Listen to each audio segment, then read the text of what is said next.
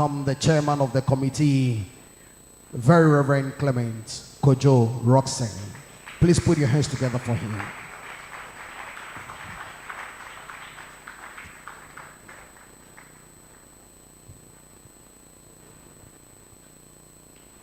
Thank you very much, Pastor Gideon. My welcome should have addressed the man I'm going to introduce before I do introduce the bishop. We are also privileged to have the Honorable Isaac Ashai Odampton, MP for Tema East constituencies here. So, Honorable, you are welcome. Anytime the church invites him for a program, he comes. And he comes not because he's a Christian, he comes because he honors God. So thank you very much for coming. We have come to a very, very important moment of this occasion. And I think it is said that whoever you listen to can make an impact on your life. The impact can be positive or negative. So whether you like it or not, after this lecture, a kind of influence will come upon you because of who is going to talk to you. We know him. Those of us who are folk gospel people, we know him. Others in Ghana know him, but for the purpose of this occasion, I think it will be okay for me to let you know who he is. He is Bishop Samuel Noy Mensah, who is the president of the Full Gospel Church International. He is also an executive member of Ghana Pentecostal and Charismatic Council. He is a leadership and governance expert, social policy analyst, a statesman, and a concerned senior citizen. Bishop S.M. Mensah is also the founder of Omega Consultancy Services, an institution that is committed to providing customized and innovative solutions to individuals and organizations by exploring and developing human potentials to maximize organizational performance. Bishop Mensah is an accomplished international conference speaker, facilitator, and a prolific writer with several incisive publications. Bishop Mensah holds a master's. He holds a master's in governance and leadership from GIMPA. He also has a master's in social policy from the University of Ghana. He has another master's in organization development from Organization Development Institute. So this is the man. I want you to know that there are icons flying all over this nation. And one of the lights you must always like to see and also listen to is the man who is going to address us. He's making a lot of impact. And in our church, sometimes as a member of the NEC, people will call and say, are you the bishop? Because I have my telephone number somewhere that is connected to him. And I tell them no. Almost everybody wants to listen to him. Please, we are privileged to have the Noble Right Reverend S.N. Mensah talk to us. Bishop, you are welcome.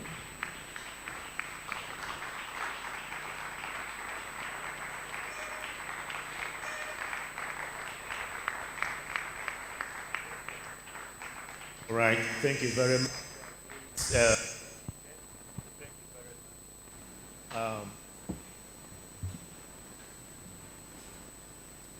I'm sure the sound men will fine-tune the sound for us. I want to thank the chairman of this particular lectures program in terms of the planning team, the Very Reverend Kojo, Clement Kojo Roxen, for all that they have done and put in place. And we also want to acknowledge our chairman, Dr. Emmanuel, for taking time and to be here. Thank you very much, Mr. Chairman. Thank you very much.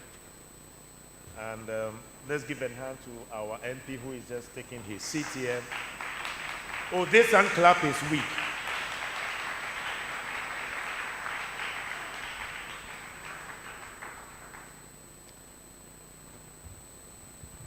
Mr. Chairman, our First Lady, the Very Reverend Victoria Mensah,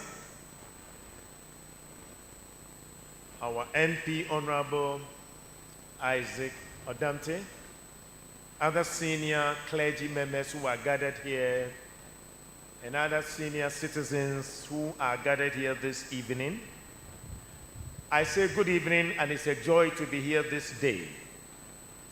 We are gathered here today for the third Emmanuel Mensah lectures on the topic, Fixing the Deteriorating Socio-Political Condition and Ghana's Future, the Role of Civil Society.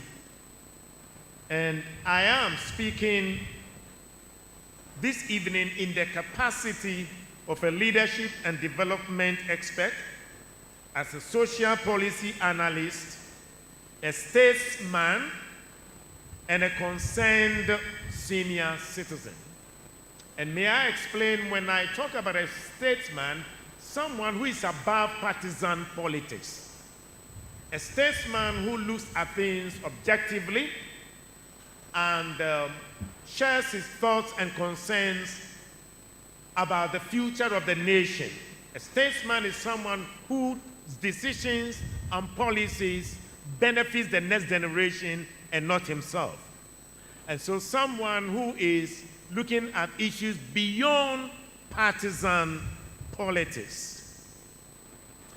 The outline of this discussion would cover a basic brief introduction of the 29 years of our Republic life in the Fourth Republic. We will look at a snapshot of all the four presidents, the various presidents we've had under the Fourth Republic and their contribution to governance and human development. Just a snapshot of it. And then we will zero in or zoom in into the deteriorating socio-political conditions within our country and the need or the call for a constitutional reforms if we need to go forward almost 30 years of our current use of our constitution, and the need for a national development vision if this nation would become competitive and become a developed nation. And we will look at the fourth generation of African leaders that are yet to emerge, from 2025 up to the end of this decade. What kind of African leaders are we expected to see if they will make Africa very attractive enough? And then, Mr. Chairman, we will look at the need for a rising generation of our youth. And this lecture will conclude with some recommendations. Mr. Chairman, in recent times, democratic governance has become an essential element in most developing countries due to its associated benefits such as responsiveness, participation, accountability, and stability. But after several years of changes in systems of government in Africa, from civilian rule to military regimes, the Fourth Republic birthed democratic rule through the adoption of the 1992 Constitution, which laid the foundational or the fundamental base for Ghana's democracy. Currently, Ghana is recognized as the beacon of democracy in Africa, as it has peacefully witnessed 6 successive free and fair elections through the ballot box. According to Larry Diamond, democracy is characterized by four main key things: a system of choosing and replacing a government through free and fair elections. And number two, active participation of the people as citizens in politics and civic life. And thirdly, protection of the human rights of all citizens. And fourthly, the rule of law, in which laws and procedures apply equally to all citizens. Mr. Chairman, this lecture will take just a brief look at the various presidents that we have had and their contribution to human development. Good governance has become a key component in ensuring the quality of life. The key word is quality of life. So in this sense, we will look at the former president, Jerry John Rawlings. His administration is recognized as a regime that instilled discipline in public institutions to reduce corruption through accountability on elected officials. The press was also carefully in their operations. However, one could argue that his style of sanitizing the media also affected press freedom and contributed to the culture of silence and the docile nature of many Ghanaians. However, his democratic commitment also taught to promote women's rights and participation in Ghana. Rawlings also was concerned about the smooth transition from his authoritarianism to multi-party democracy. It has been argued that his efforts and acceptance of returning the country to multi-party democracy and transferring political power in the year 2000, when his party lost the presidential elections, had created a culture of conceding electoral defeat when party loses an election in Ghana. And so J.J. Rawlings set the pace that if you lose, you need to hand over. And if you are not happy about it, you can go to court. And so we give credit for the work he has done. Under John Adjekun Kufuor's government pursued good governance, the modernization of agriculture for rural development, and the private sector participation. Concerning John Atta Mills, upon the assumption of the presidency in 2009, President John Atta Mills committed to the fighting of corruption and running a transparent system and improving the quality of life of the people.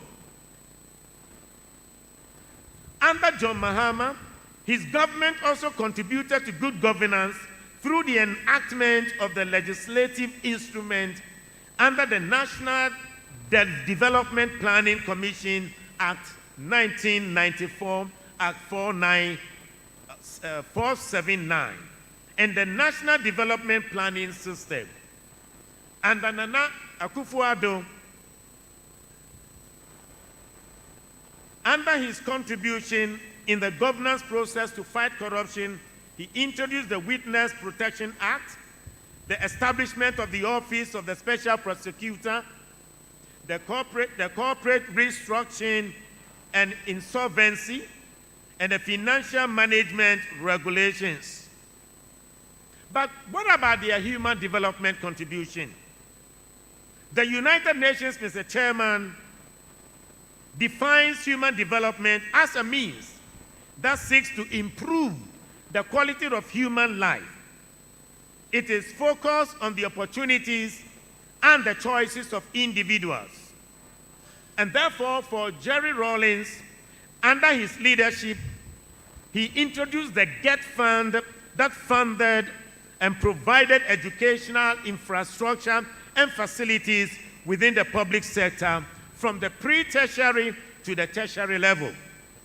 He also promoted the girl-child education through educational policies that allowed women's or the girl child to enroll or increase their enrollment in schools. Under John Kufuor, his contribution to human development, he introduced the health insurance scheme with free maternal care for pregnant women, under which over 56% of the population were registered. He also introduced the free school feeding program to provide one nutritious local produced meals for school children in the kindergarten age of 4 to junior high school. Under Kufuor, he introduced the Livelihood Empowerment Against Poverty, which is the LEAP, which provides direct cash transfers to the poor household in the country who could not support themselves. Under John Evans Atta Mills, his government introduced a program that provided free school uniforms to deprived communities. He also introduced 100,000 laptops or notebooks that were distributed to school children. John Atta Mills' government also expanded the school feeding program to include 230 more schools. Under John Mahama, the National Social Protection Policy was launched under his tenure of office that reduced the income disparities, enhanced access to formal social security, and improved the targeting of social protection programs. Under Nana Akufo-Addo, in September 2017, his administration launched the free senior high school, the free SHS policy, to make secondary high school education accessible to all. When we come to infrastructure, they all contributed from the road, hospitals, and what have you. But therefore, the most important thing we would like to consider, Mr. Chairman, is the deteriorating socio-political condition in Ghana, the current situation.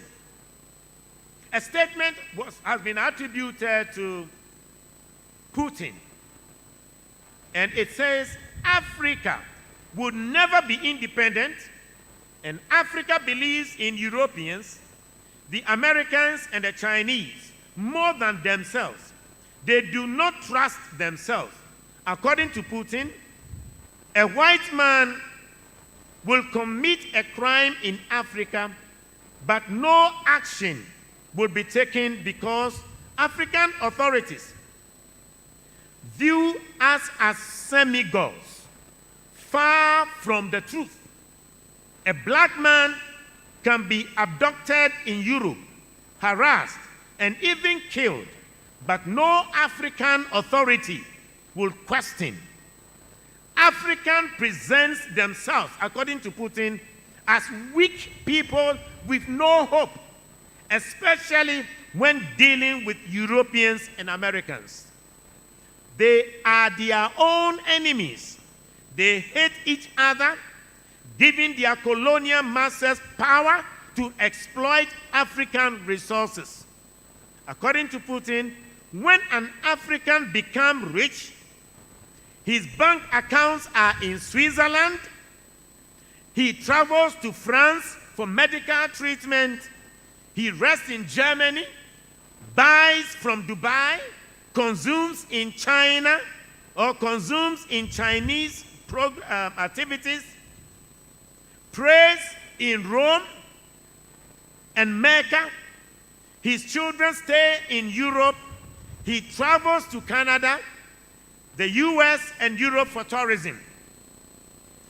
If he dies, he will be buried in his native country of Africa. According to Putin, Africa is just a cemetery for Africans. How can a cemetery be developed? How can a cemetery be developed? Putin asks. Mr. Chairman, it is not pleasant to hear that from an outsider, more or less a national leader in another country. But that if that observation is true, let us face the brutal truth. If these observations are really attributed to him, is it wrong? Unfortunately, this is what is arguably happening on the continent. Our African leaders, when they are sick, they travel outside to seek medical attention. When Boris Yeltsin is sick, he wouldn't go to Germany. He wouldn't go to India. He wouldn't go to China. He wouldn't go to the US for medical treatment. If Trump or Joe Biden is sick, he wouldn't go to Germany or Australia for medical treatment. But our African leaders, when they are sick, they don't trust our medical science. They don't trust our hospitals. They don't trust our medical facilities, and they are flown outside. Now, if the saying is true, that the national leaders are using their national facilities, if Putin will use his hospitals in Russia, if Joe Biden will use his hospitals in America, if Boris Yeltsin will use his hospitals in UK, then African leaders must use their hospitals as they are managing them. That must be the direction to go. That must be the way forward. And that is why there is the need to change the directives and the narratives of our country. So what are the social challenges that have been hampering our country? Rent advance, number one, rent advance policy. How do you expect a young man who has graduated from university, Mr. Chairman, to gather money and pay 2 years rent advance when he hasn't started work? Yet our rent policy suggests that minimum of 6 months rent to be paid. However, we cannot enforce that rule, and therefore life has become unbearable for our young men and young women. How would they gather money and pay 2 years, 3 years, 4 years rent advance? Yet we are not enforcing the law to make life reasonably bearable for our people. If you look at number two, high interest rates by the banks. You borrow at a high interest rate of 23%. How do you expect young men to start a business with 23% interest rate? The third area is price hikes on commodities. For many years of my life, I've never seen prices going down. Almost here in this country, every price keeps on shooting up and never goes down. And that is the system we find ourselves. Number four, no system to support the citizens to acquire property. So it is so difficult, you don't have the banks to support you. Unlike the developed countries, a young man finishes university, he starts work at the age of 25 or 30, he can get bank facilities to buy a house. Can we imagine maybe having our police institution that the moment they get out and they are commissioned as police officers, there is a system that will arrange for them to own a house whilst they are in service. So by the time they finish about 40 years of their security services, at least they will go home with a decent accommodation. If we can provide some of these facilities, it can reduce the tendency of corruption and bribery in the system.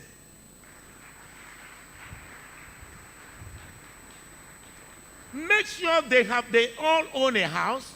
Make sure they live a decent life, so that when they are caught in bribery and corruption, then they will lose everything that they have acquired. Now, when you put those conditions down, I think it will be extremely difficult for a a man in uniform to take bribe when he knows he's going to lose the house that has been, given to him based upon buying it, or probably he's going to lose his future. The multiple sales of land. I am equally aware, Mr. Chairman, that the new Land Act 2020 has now made provisions to deal with these multiple sales of land. And I hope we will ensure its enforcement. Because our challenge is that it doesn't take us long to enact a law. But the problem is the enforcement of the law has become our challenge. Mr. Chairman, the sixth aspect of the deteriorating system, no support for the unemployed. We have thousands of graduates from our universities every year into the job market, and yet they don't have any job. But unfortunately, there are no avenues that will support them. The challenge also of equal opportunities. The canker of discrimination and favoritism has become the order of the day. We are in an era where if you don't know someone in a high office or a company, you will never get employed. And so you are not being employed based upon merit and competence, but you are employed based upon whom you know. And more especially when you are not seen as being sympathetic to the ruling government or the ruling party. The challenge number 8 is a change in government policies where there is no continuity of government. It has become a standard practice in Ghana, Mr. Chairman, that a change in government always brings about a change in policies. We have some jobs in the public sector that occupants are made to vacate their posts when there is another change of government. And this is not going to help us as a nation if we should continue this path. Number 9, Mr. Chairman, is indiscipline. Throughout on our roads, we are told from Joy Online, they reported on the 7th of April 2021 that 771 persons died through road accident from January to March. What that means is that every day, about 6 to 9 persons would be killed through road accidents. Out of the 4,009 cases reported, 2,476 involved commercial vehicles, and 2,771 involved private vehicles. Meanwhile, 830 involved motorcycles. And so that tells us that we are in a very serious situation. The lawlessness on our road, and it is due to the poor nature of our roads, carelessness of road users, faulty vehicles, etc. The 10th deteriorating system we are faced with is lawlessness in our country. And one Justice, Agnes Doche, said during her vetting with the appointment committee, retreated that despite having good laws on our paper as a nation, the lack of enforcement had become a major barrier to its implementation, unquote. Sanitation is also another challenge. And the sanitation challenges in Ghana is attributed to lack of disposable points. And according to Azulia, he said, after Ghana's independence of 64 years, only 15 people out of 100 Ghanaians have access to sanitation facilities services. According to him, only 15 out of 100 Ghanaians have access to sanitation facilities.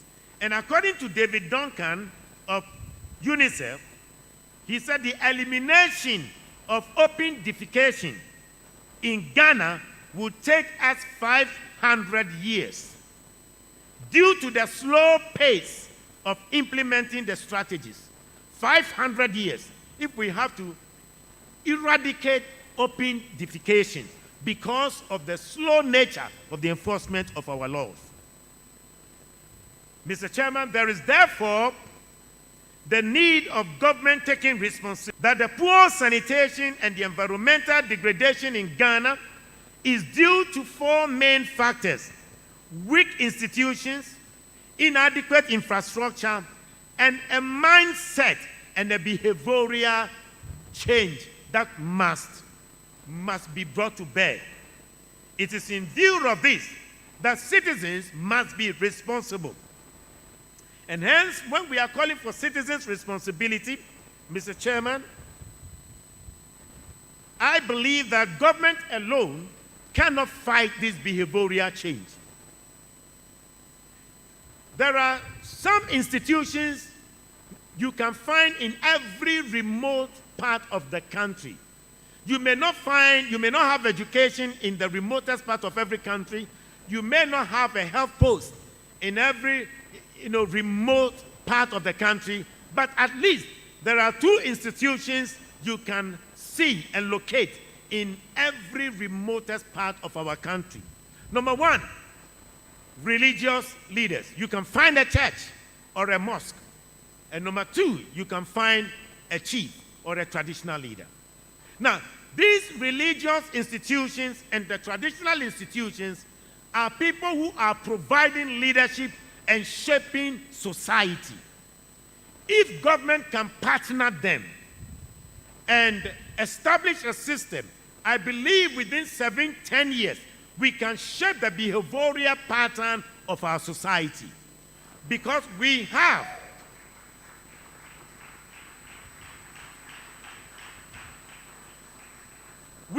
the religious leaders. They have a pulpit every Sunday. We have the traditional leaders. They are engaged with their people. So if government can partner them, you launch a behavioral change, a 7 to 10-year plan. You will develop a system in such a way that booklets will be developed.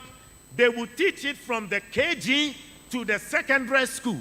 And every Sunday, once in a month, each church will be dealing and be speaking on behavioral change.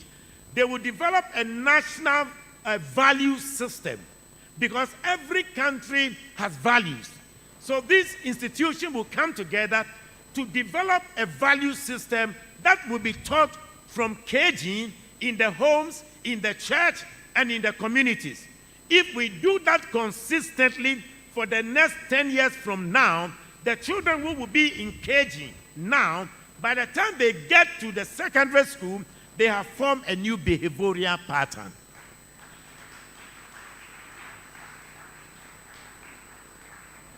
Peter. These are the things we need to do. Now, there is a need for, Mr. Chairman, constitutional reforms.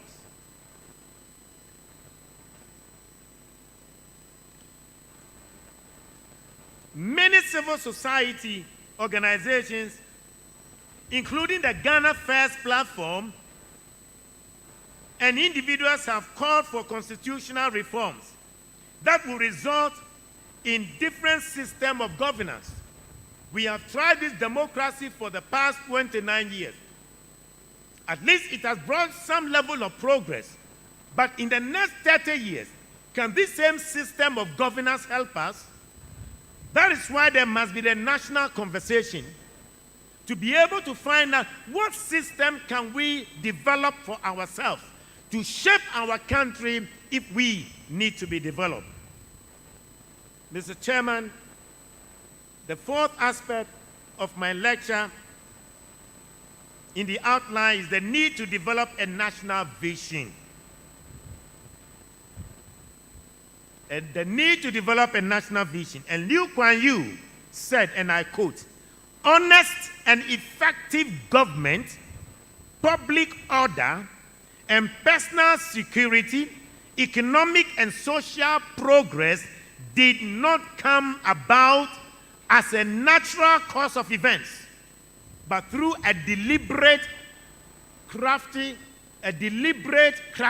of a vision that moved the country forward." So he said their country just did not bring about public order, personal security, economic progress, but it took a deliberate vision to drive the country forward. According to Professor Stephen Adair, he said the African crisis of development is a crisis of visionary, ethical, and competent leadership. Decades after independence, he said, African countries are characterized by low growth rates, poverty, worse still, loss of confidence as a people to deal with the socio-economic challenges to nation building, unquote. It was vision that inspired the first biblical civilization established under the great hunter Nimrod. Vision resulted in the great Egyptian civilization. It was vision that gave birth to the thousands of inventions in the various countries. And in 2020, Mr. Chairman, Dubai launched a 50-year vision plan to ensure the best of quality of life for their citizens and residents and visitors of Dubai. Their vision covered the following, Mr. Chairman. Number one, cohesive society and preserved identity. Number two, safe public and fair judiciary system. 3, competitive knowledge economy. Number 4, a first-rate educational system. Number 5, world-class healthcare. And number 6, sustainable environment and infrastructure. Nations like China, Rwanda, they have come out with visions that have shaped their country. Rwanda came out of a genocide, and in a matter of 25 years now, it's a nation that is enviable within the African continent. And this is as a result of a national vision. Mr. Chairman, we are aware that under the NDC government, they came out with a 40-year development plan, but that did not see the light of day because of a new government that took over. President Nana Addo launched Ghana Beyond Aid. And as a vision development expert and a leadership expert, may I submit to this audience that Vision Beyond Aid is basically the 40-year development plan under what NDC put together.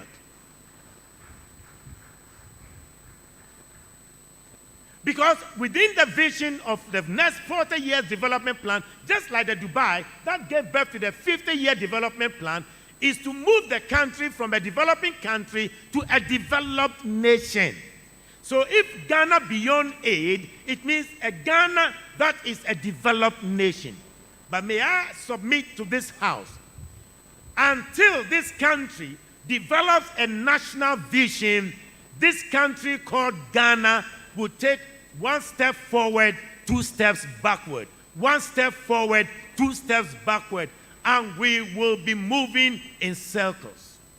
When Rawlings took over, Mr. Chairman, he told us in 1992 he was laying the foundation for the growth of the economy. When President Kufuor took over from him, he told us he was laying the foundation. When John Atta Mills took over, he also told us that he inherited an empty covers, hence he was laying the foundation. When John Mahama took over, he also established that he was laying the foundation. When Nana Addo came, the President Nana Akufo-Addo took over, he told us in his first term he was laying the foundation. Mr. Chairman, all these presidents mean so well. They have been laying foundation for the past 29 years. The reason why they keep laying the foundation, there is no blueprint that is moving this country and charting a better course for our nation.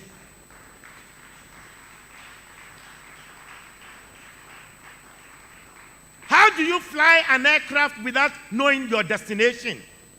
How do you fly an aircraft when you have no clue where the destination is? So every government has been laying foundation for the past 29 years. It is because there is no vision that is driving our country. There is a need to look at the emerging generation, the generation some of us call the fourth generation. Mr. Chairman, the first generation of African leaders we had were the founding leaders who liberated us from colonial rule. Founding leaders like Dr. Kwame Nkrumah in Ghana, Maurice Yamego of Burkina Faso, Sylvanus Olympio of Togo, Dr. Nyamide Azikiwe of Nigeria, Sekou Touré of Guinea, Julius Nyerere of Tanzania. These were the founding leaders, and they were the first generation of African leaders. Their job was to liberate their country, and they founded the independence of their country. But after them, Africa saw a second generation of leaders. And Mr. Chairman, the second generation of leaders Africa witnessed were the coup makers, who were the military men who took over the nations of Africa and wasted the years of Africa and took the nation nowhere. So the second generation of African leaders wasted the time period of the African development. That gave birth to the third generation of African leaders. And this third generation of African leaders are the current leaders we see in our continent right now, like the likes of the President Nana Akufo-Addo, like the likes of the other presidents we have. What are they doing? They are consolidating our democracy. They are trying to sustain our democracy. They are trying to establish the rule of law. But that is the third generation of leaders. Africa is yet to witness, and very soon would witness, the fourth generation of African leaders. This fourth generation of African leaders, they will begin to emerge from the time from 2025 up to the end of this decade, 2030. There will be young men or young women from the age of about 35 to about 50, 55 years. These are the emerging fourth generation of African leaders who will be coming on the scene from 2025 in taking the baton of Africa and moving the country forward. It is said Africa is a youthful nation. The average lifespan of the average age of the African is 20 years. Yet, they have leaders who are leading Africa. The average presidents in Africa, they are between 63 and 65 years. Currently, we have African leaders who are holding a walking stick. Some of them are in a wheelchair, and they are still presidents at the age of 85, 89. What is the business of their being president, and what are they offering their country? Yet, the average age of the African is 20 years. Yet you have 85-year-old president in a wheelchair in Africa. Have we not become a laughing stock to the world? That is why in this decade will begin to witness and experience an emerging fourth generation of African leaders. And these are the challenges that will confront them, and these are the things, Mr. Chairman, they will engage themselves in. The fourth generation of African leaders will be confronted with these things, and these are the things they need to do if Africa has to be developed.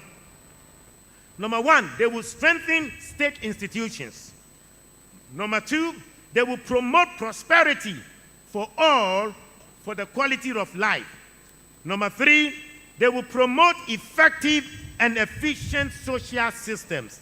Number four, they will promote digital governance. Number five, they will promote industrialization and technology. Number five, industrialization and technology. Number six, they will promote a long-term vision and develop a vision that will lead the country. Number seven, they will build a knowledge economy. Number eight, they will be driven by national values. I have told you, we don't have national values in our country. From our children to the adult. If you ask them, give us the three core national values, nobody knows it. And I've also told you, if you ask our MPs, in the next 20 years from now, where would Ghana be? Our MPs have no clue. If you should ask the presidency, in the next 20 years, where would Ghana be? They have no clue. If you should ask the ordinary individual, if you should ask the lecturers in our universities, in the next 20 years, where would Ghana be? They have no clue. If you should ask the ordinary man and woman on the street, they have no clue. You ask church leaders, where would Ghana be in the next 20 years? They have no clue. The only clue the average politician has is how to win the next elections in the next 4 years from now.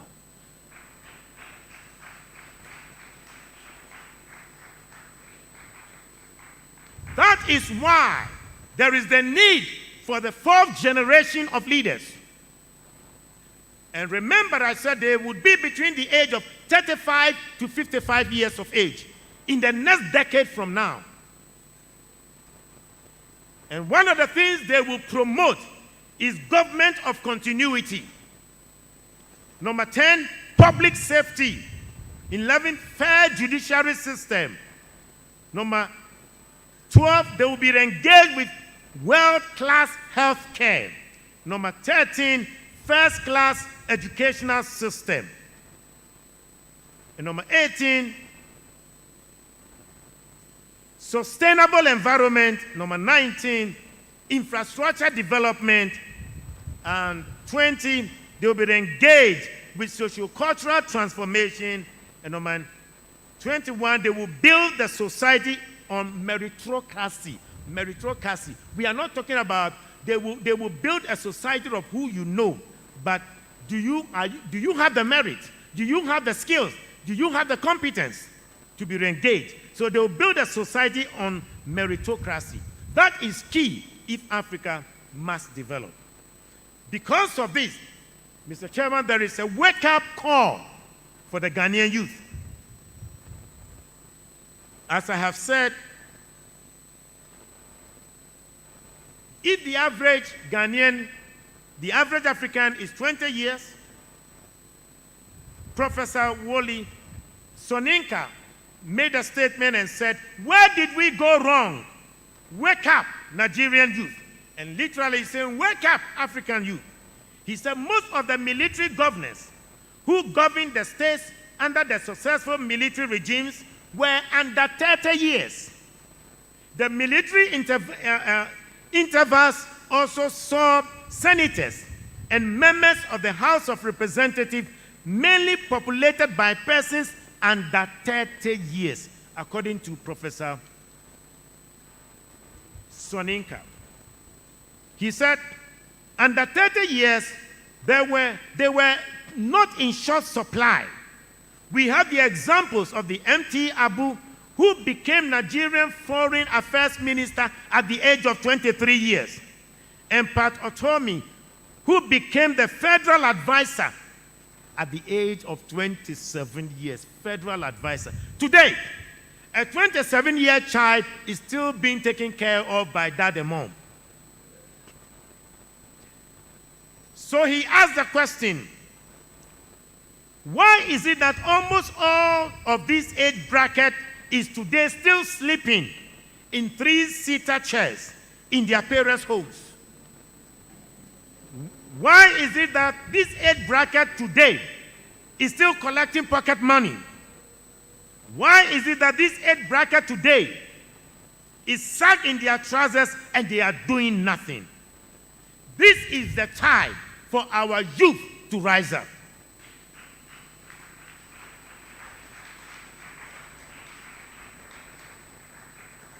The Ghanaian patriotic song says, "Arise, Ghana youth, for your country." This song calls for the unity for the common good of our people. And the song says, "Arise, Ghana youth, for your country. The nation demands your devotion. Let us all unite to uphold her and make her great and strong." We are all involved. We are all involved. We are all involved in building our motherland. If our youth would not rise up, this nation would not be going anywhere.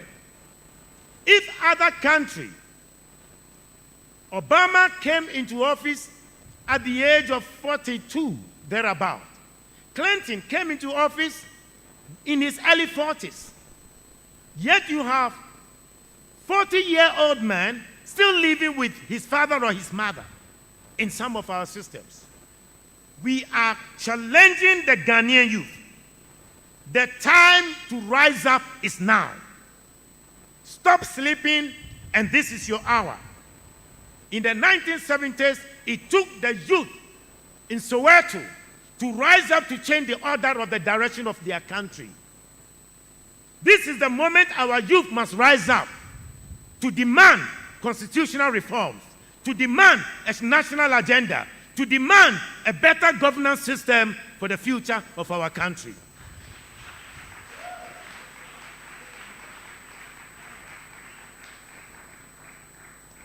Mr. Chairman, as I bring my lecture to a close, I would like to present some few recommendations.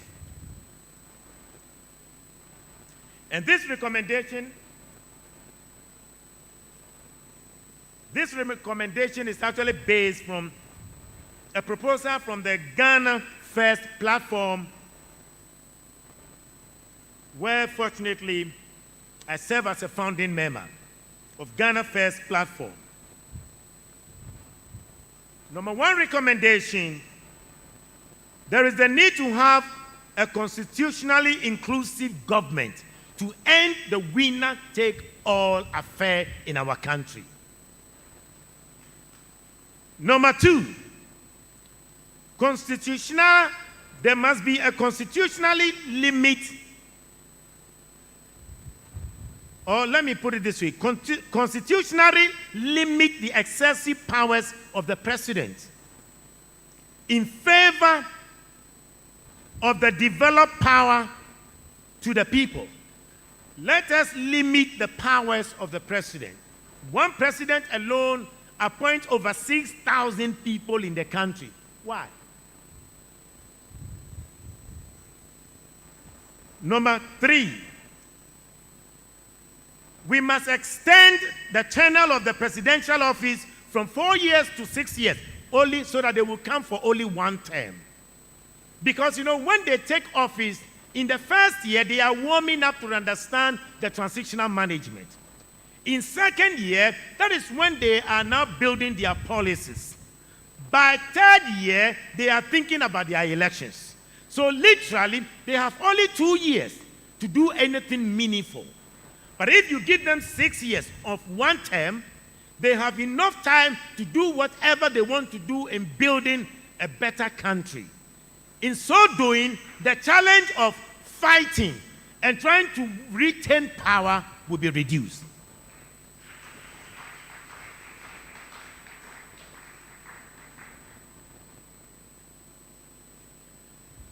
Number four, exclude members of parliament from serving as ministers in the executive.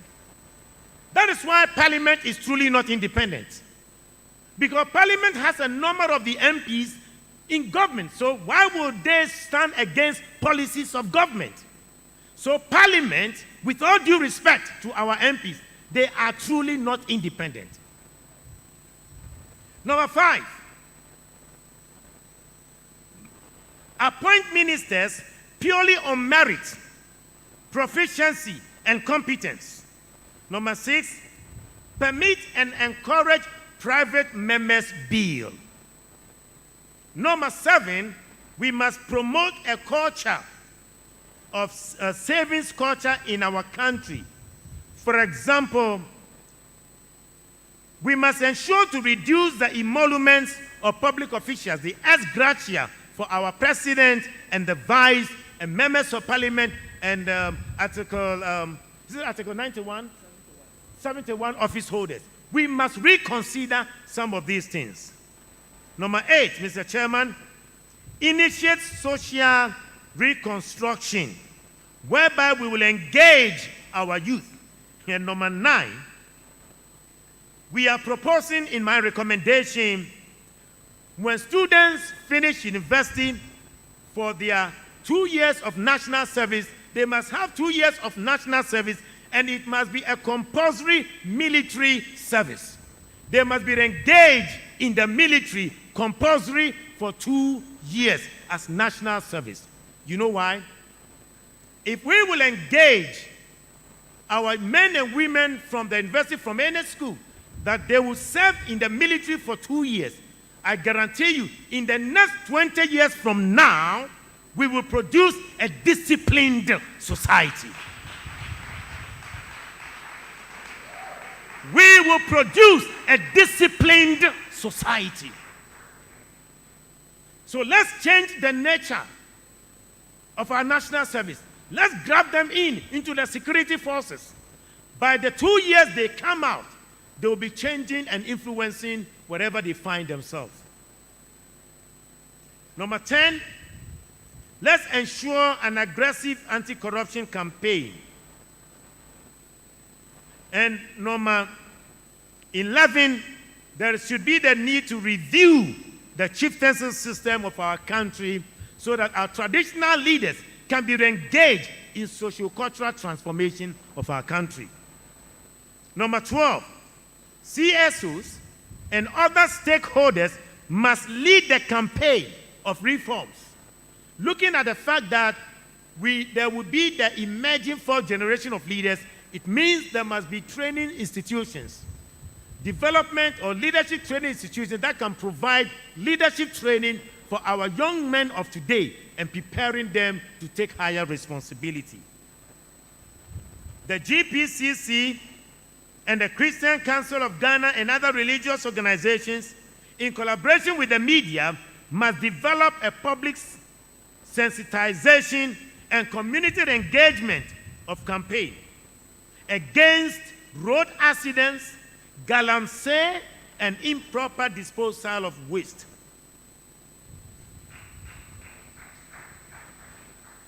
Number 16, we must promote government of continuity to forestall the era of having uncompleted projects dotted all around. From the days of Kwame Nkrumah, the silos in Tema are still lying there waste. The silos are still there. Buildings and infrastructure that was left under J.A. Kufuor is still uncompleted, unoccupied. Under John Atta Mills is still there. That of John Mahama is the same. And yet when new governments come, they want to go into new contracts and abandon all these other projects. We, the citizens, must rise up to say, enough is enough.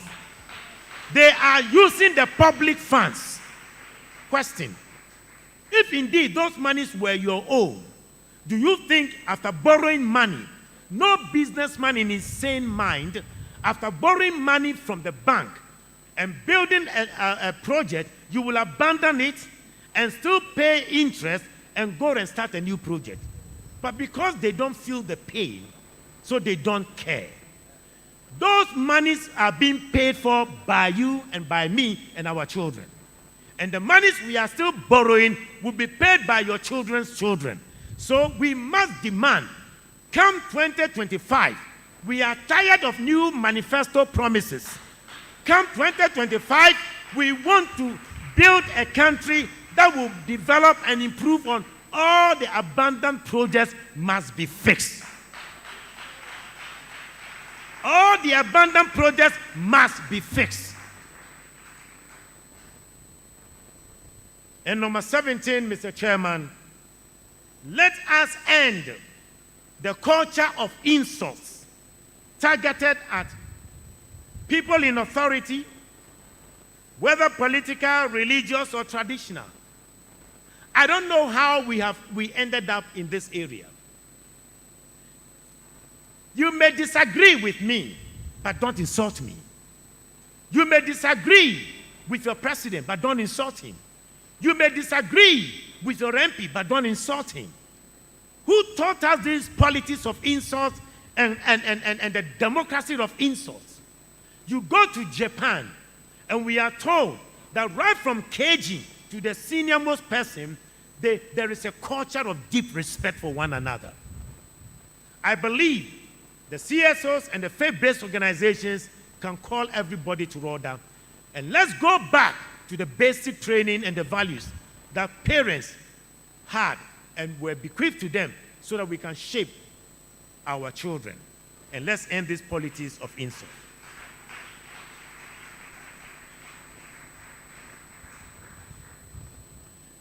In conclusion, Mr. Chairman, Ghana demands our holistic devotion, so let us put away our partisan affiliations in order to build Ghana. We need to stand united like the broom and sweep away the harmful practices that would make this nation strong. Hence, like the 1976 uprising in Soweto, organized by the youth to resist the oppressive leadership, the young people of Ghana must similarly rise to resist the NDC-NPP partisan politics and the winner takes all.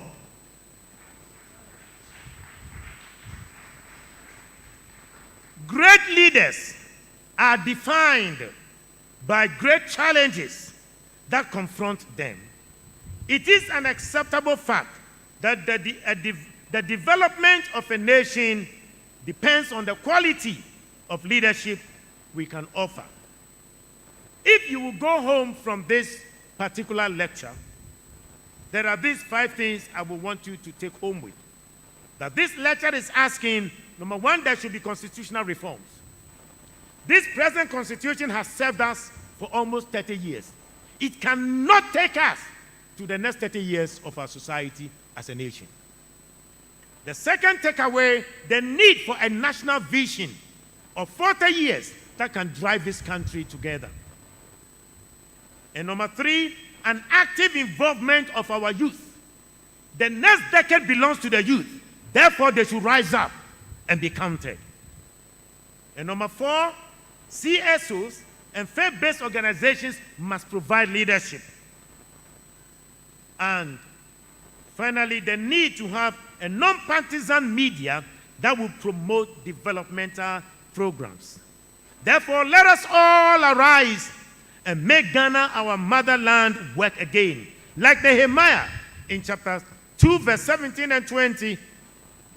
In chapter 2, verse 17, he said, "Then I said unto them, do you see the distress that we are in? How the social and the political walls of Ghana are broken down due to the bad leadership and citizen irresponsibility? Come, let us build Ghana together, that we may no longer be a reproach." Mr. Chairman, thank you. Audience, I thank you very much.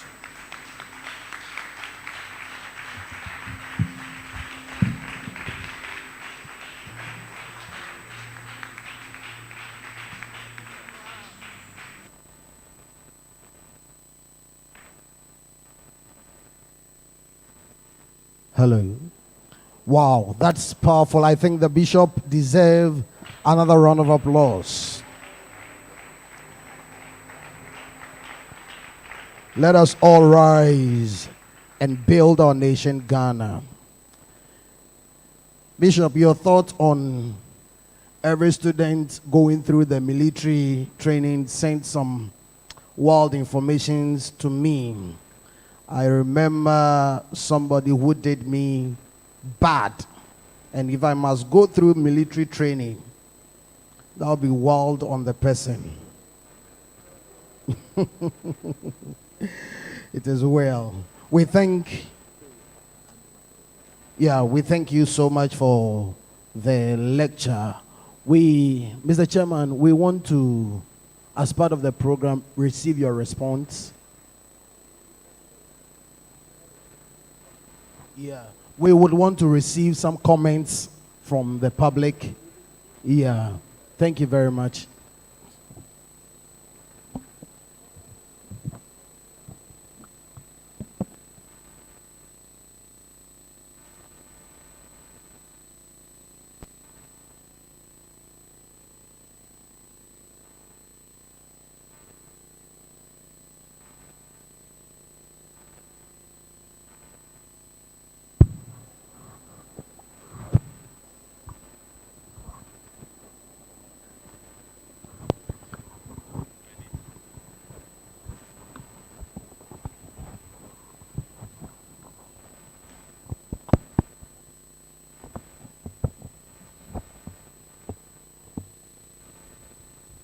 Hello.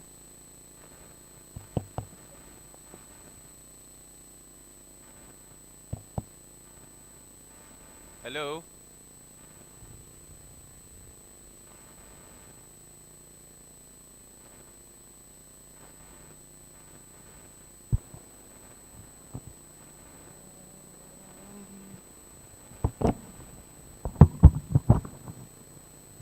Hello.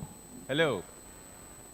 Well, you see, what the microphones are doing is that they are telling us that lectures like this are not open to discussion. It said all in a way that usually you listen, people really discuss it after the lecture amongst themselves. It's something like what we call the inaugural lecture. And I think Bishop Mensah deserves a loud round of applause.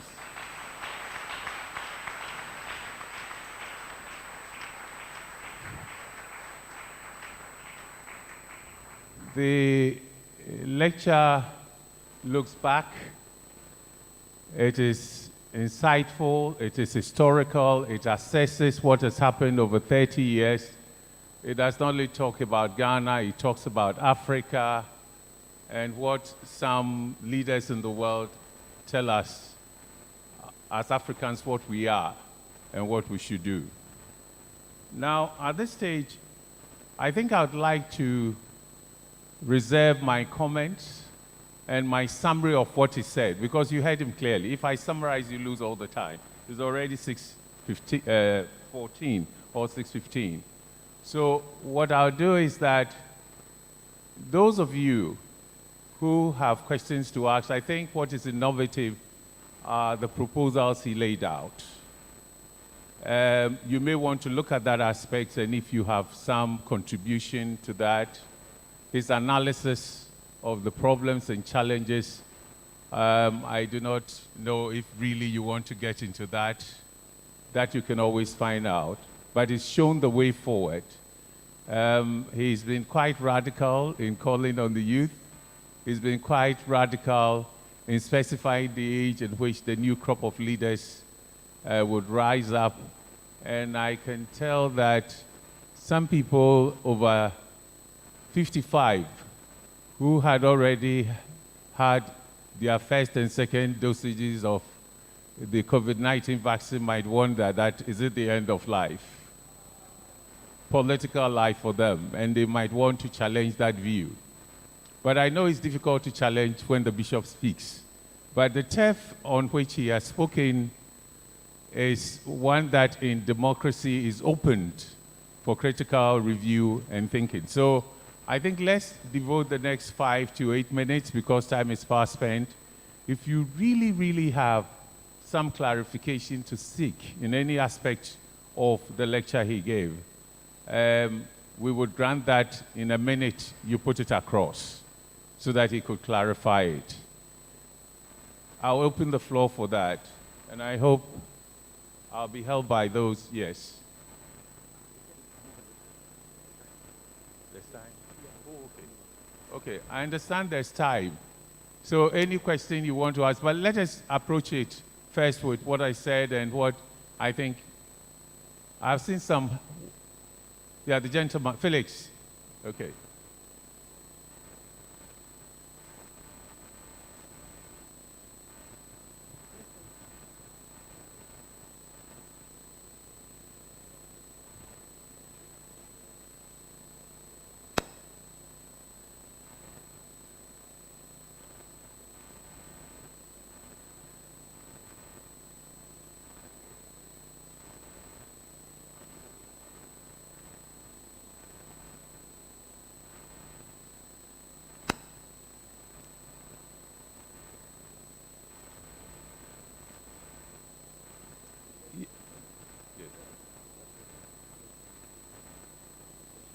Okay, and then we do the summary and go. That's what I meant. Okay.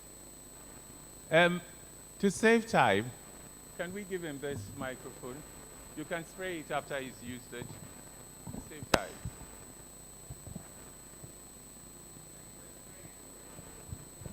Thank you. Mr. Chairman, I have a few areas that I want to share some thoughts. It may not necessarily be questions, but comments or maybe some suggestions. This lecture has been an incisive one, and Bishop, thank you so much for the thought shared with us. Who said a preacher man cannot, talk about national issues? And that's exactly what Bishop did. I want to talk about education. I want to talk about vision, and I would like to talk about law enforcement. I was having a chat with a very big professor in Nigeria, and he made some, statements which really kicked me. And he said, do you know why Africa is like that? It's because of our education system. The education system which was handed over by the colonialists were meant that we remember things, not to think about things. He said our education system is made for us to be rememberers and not thinkers, because that education system is good for a service society. We have all kinds of resources around us. But what happens to our university students? People that we are churning out from universities, they all come out with certificates, chasing after jobs.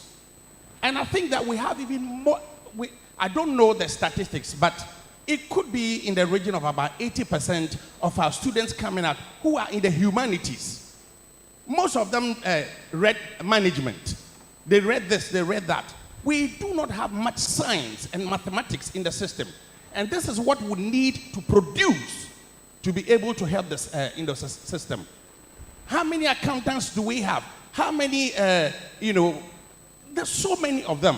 I am an employer myself, and you see these people coming in droves just for one single job. We have not really helped ourselves. I think we should develop more into the sciences and into mathematics. When COVID came, we are all expecting the people out there to produce us vaccines. What are we doing it for ourselves? Two, when we talk about vision, it is something that, interestingly, every single president who came into this country had a vision, one way or the other. But why is it not working? It is not working because it has not been enshrined. It has not been legislated that you cannot go, you cannot leave it. Why was Obama successful in America?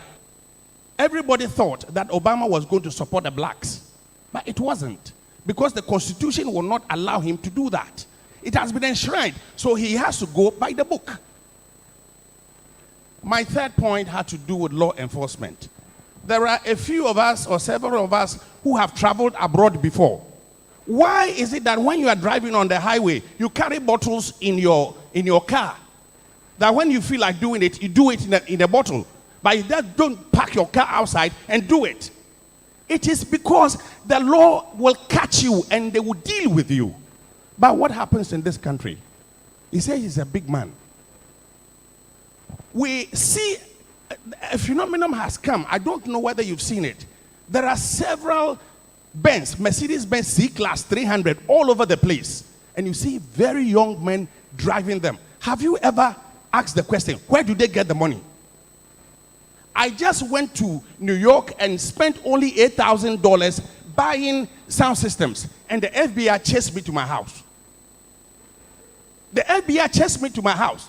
And they wanted to know whether I'm a drug dealer. Why I have spent just $8,000 on the street. But you will see a young girl, 21 years, and driving Range Rover. And we have GRA sitting there and they're asking, no, they're not doing anything. So, Chairman, I think that when it comes to law enforcement, there's so many things that we can do. Because when law is enforced, people are careful to break the rules. Thank you.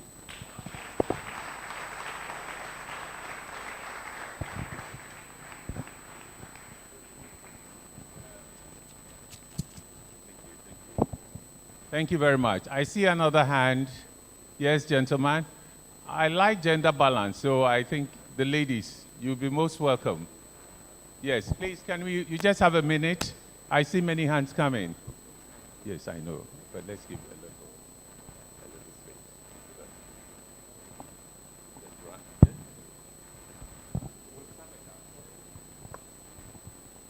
Thank you very much, Mr. Chairman. Bishop, thank you very much for this insightful lecture. I have just two. The first one is just a sequel to what Deacon Francis said. And that is on unemployment. I believe so much that we should go beyond just teaching the sciences and the mathematics. But I believe that if in our universities we train people to be entrepreneurs, we train people to be owners of companies, then I don't think when they come out of school, they'll be queuing somewhere for employment. So that should be incorporated into our system where students are trained to be entrepreneurs and not just working for people. That is the first one. The second one has to do with our housing deficit. When Bishop was speaking, he spoke about the fact that sometimes people have to pay about 6 months rent arrears. One thing that Lee Kuan Yew did when he became president of Singapore was to encourage investment. And one of the investment was to make sure that students can own flats when they finish school. So there was a compulsory investment into their accommodation. So by the time they finish school, there is a flat for them. They don't have to go and queue for accommodation. So if something like this can be incorporated into our system where we have data on each student. So by the time they enter the universities, we have good data on them. And we make sure that they invest. By the time they finish school, there is an investment for them for their rent. And with this, they wouldn't have to go begging. I have a friend from Poland, and when he finished school, one of the things that the government did was to set him up. So they gave him some money. They had data, everything about him. And he came all the way from Poland to come and build apartments at Accra. And this apartment that he built, when they were rented, is using the money to offset the loan that was given to him. So if we can have a data system on our students when they enter the universities, and we encourage them to invest, they finish, we have something for them, it will go a long way to help us as a nation. Thank you very much. Thank you very much. Yes, please, come forward. A young lady. Yes.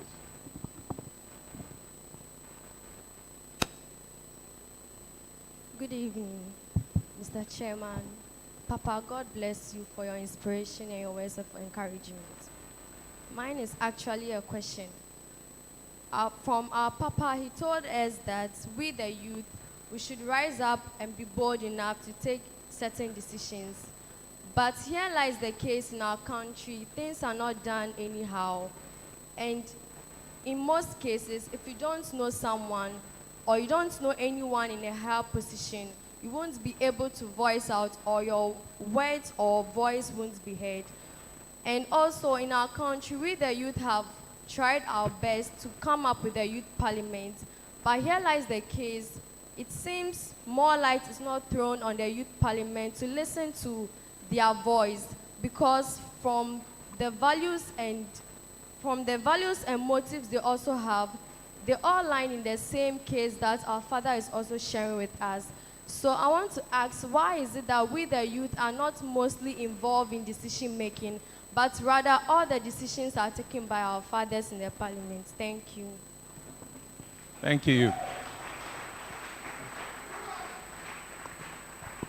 Thank you. Thank you very much. I think, yes, that's the last one. You can come forward. Okay, thank you. We've had 3 contributions so far. As I said earlier, this is a lecture that is comprehensive, covering every aspect of our national life. But I think critically, it is examining what has happened in the last 30 years.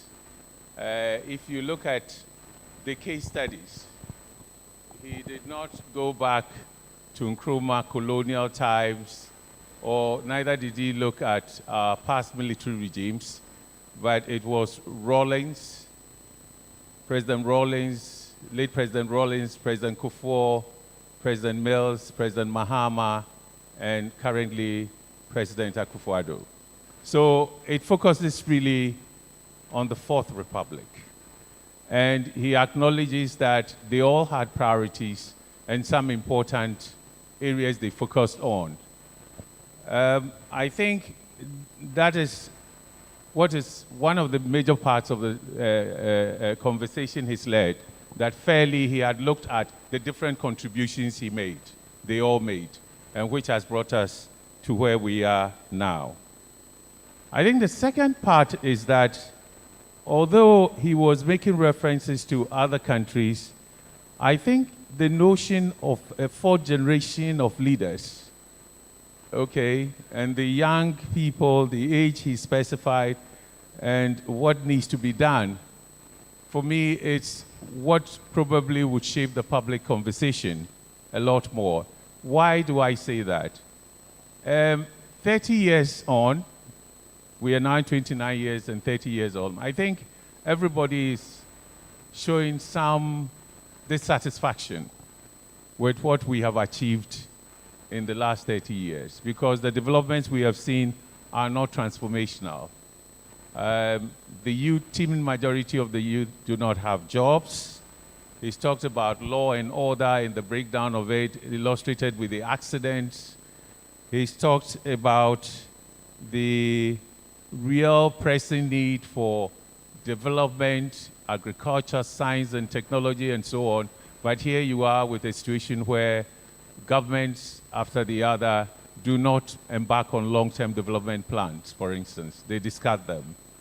And he's gone on further to really bring out the issue that national values are distorted. Sometimes you don't know if there are any national values, because under each government, something new or a certain priority is what is pushed forward.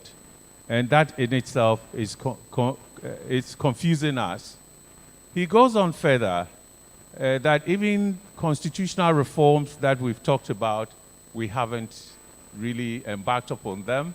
Chiefs have an important to play, traditional rulers, not only the youth, even amongst the youth women, they've been marginalized in the development of our country. And at the end of the day, lawlessness, sanitation, quality of education, name it, all the problems that we should have solved are still probably in worse states than we are now.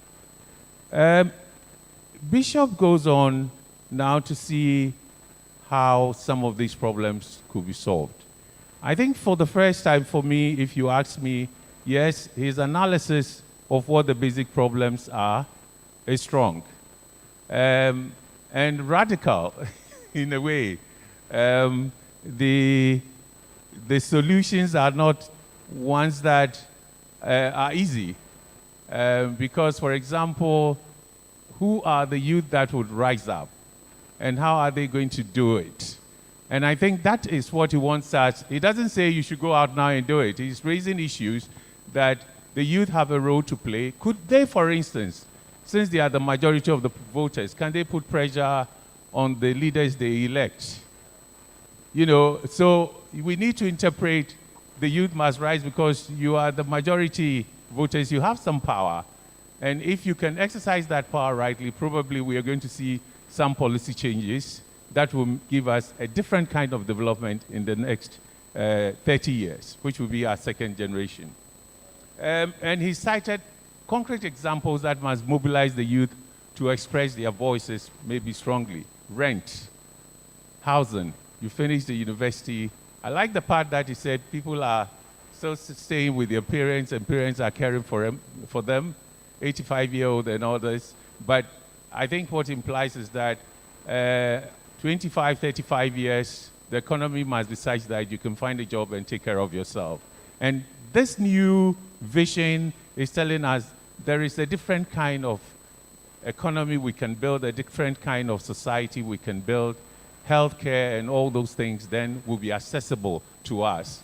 I think our Constitution addresses the aspirations, but we haven't realized them. If you look at the directive principles of state policy, it touches on almost everything, the kind of education we should have, how we should participate in decision-making and influence the priorities, how more money, financial resources and other things should be decentralized and dispersed to the district so district economies will grow and bring development. All these things are there, but they haven't been achieved. So what do we do to achieve that? I think for the sake of time, I would just pick on two things that I think or three that I think would build on the issues he's raised. Because I think we have entered a crucial phase of the development of our country. Many of you would not be aware of. The next 2021 to 2025, you have this term of office of the current president, but you also have a situation in Parliament. You know how the election results were different from previous ones. Look at Parliament and you see it. Look at what the margins that the president got to win, and then we went into the court process, and then that has brought us back. So some different situation has arisen. The voters seem not to want to give all the power generously the way they did in the past 8 elections or 7 elections preceding this. And you would also know that before elections, there was also a lot of disquiet with political parties and the winner takes all. So I think for me, this lecture calls us to critical thinking. We have new opportunity because we say, hey, the old system hasn't worked the way we want. How do we shape it to attain the goodies that Bishop has clearly laid out? And I like the points he made because he says, strengthen the state institutions. How do we do that? He talked about industrialization and technology, long-term vision for development. But here we are, he also tells us that almost all the development visions that have been, formulated and presented to us never lasted for more than 4 years or never occurred at all. And we've depended a lot on 4-year plans, maybe things that will be financed by the World Bank or the IMF. And where are our own resources to chart our own course and do it continuously? I see a bit of hope in the fact that at the end of the day, he came to constitutional amendment, and he kept stressing that. And I see a bit of hope because The Fourth Republic is what we call a multi-party, constitutional multi-party democracy. So the multi-party democracy element, I didn't get a lot of it from Bishop, but he made references to them in quick succession. The question we must ask ourselves is that if we are to move to the second generation of this democracy, Ghanaians seem to have a growing aversion to political parties. It's like we want to overlook them. We don't want to really confront the problems they present to us and ask ourselves, how do we change them?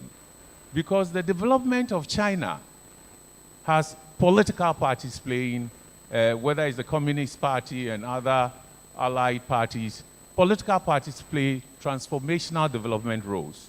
Germany, after the Second World War, the Scandinavian countries, Norway, Denmark, Sweden, political parties play very crucial role in development.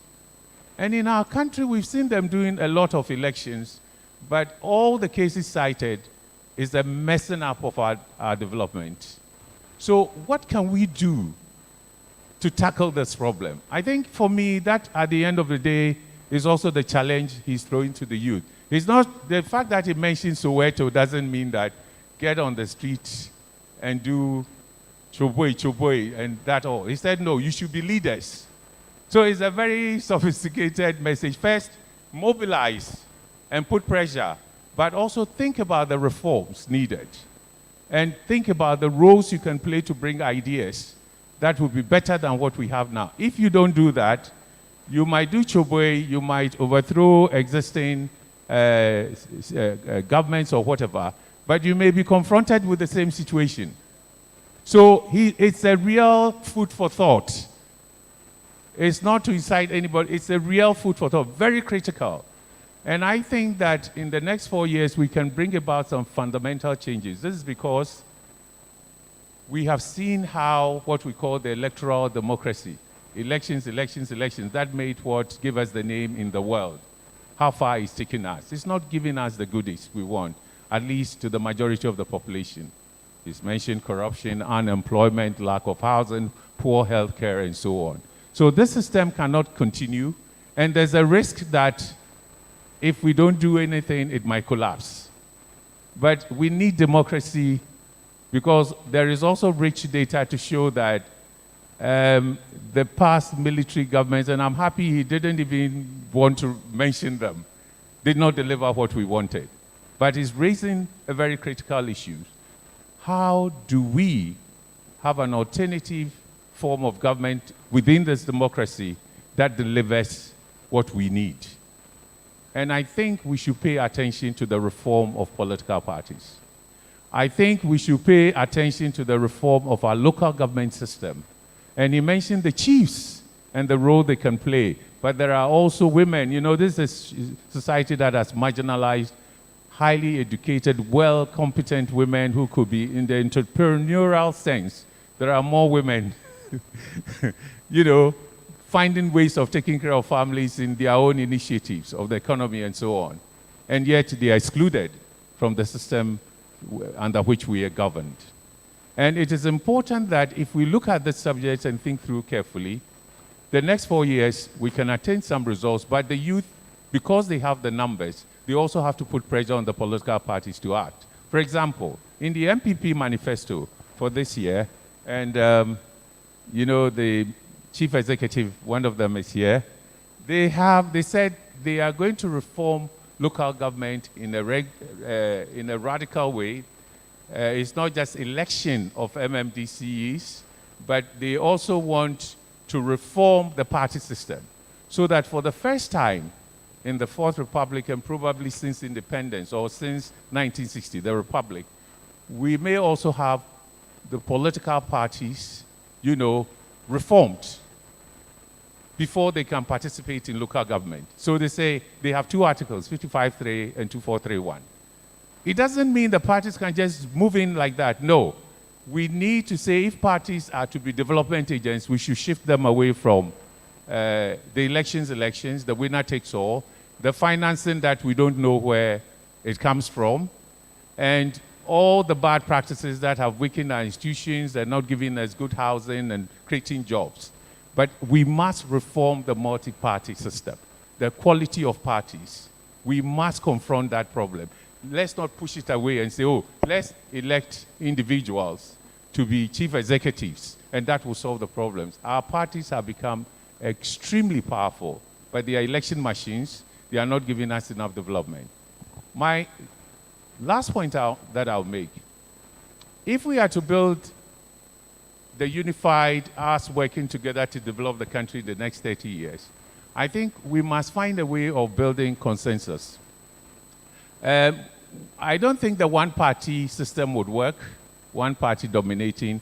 And I like the way Bishop said, 6 years, review the system, but you can't serve more than 6 years. You have a longer time than now, but not too long for you to perform.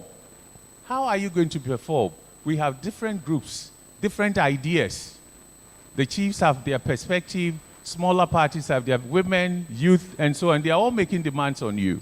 So where can we find the consensus that will make us develop continuously? I think we have to look at how we build consensus of our long-term development plans. The law, I am not sure the law, backing long-term development plans only with the law would help us. Because, you know, we are people who do not enforce laws, and we could do anything until we start making noise and so on. Actually, the Constitution says if we elect you as the new president and you form a new government, continue with ongoing projects and programs, because taxpayers are paid for it. Whether you raise the loan or what, they are paid. But it doesn't happen. And that is why you will hear that workers' housing or hospitals and so on, every government does it. They alternate when they change power. How do we change that? But I think if we agree on the most important core values that will help us change the situation Bishop has spoken about, we need to initiate that conversation that, look, throwing long-term development plans away hasn't helped us. You only do elections and short-term, and you've been doing this. Now, look at that. Can we go continuously? And how do we build a consensus? I think the church are, men and women of faith, because of the numbers you have a role to play in bringing them around the table, also working with other civil society groups.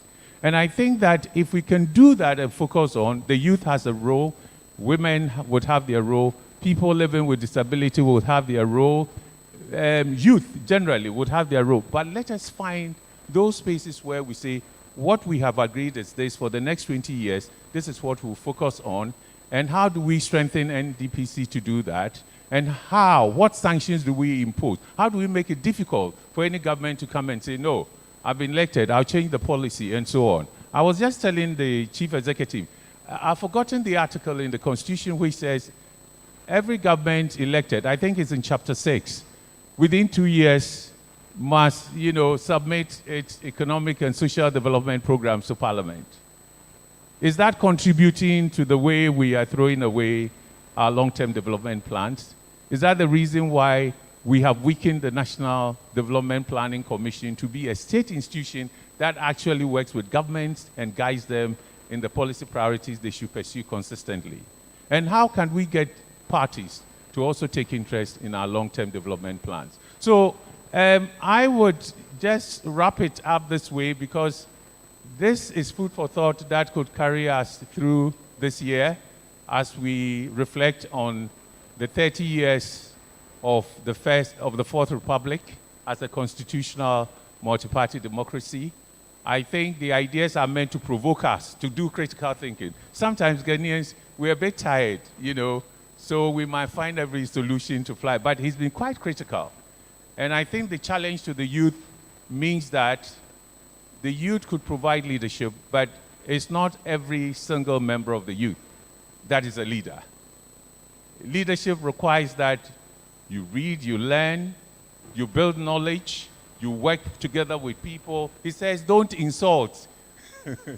The culture of insult is not democracy. Democracy has what we call the civic culture, which tries to move people from insults to being very cultured in the way you speak. As Ghanaians, we speak in a very cultured way. Listen to the chiefs, sometimes the way they put things. and they are interpreted. There's too much insult going on. And the foot soldiers on the radio, most of them are youth. So we need some orientation here. But I think he's opened up the box. I don't know whether it's a Pandora box or some other box. But the ideas are biting. They can make us all uncomfortable. I think the essence is he wants us to critically think and see where things can come together to transform the nation. And on that account, I think he deserves a standing ovation for his lecture and a long round of applause.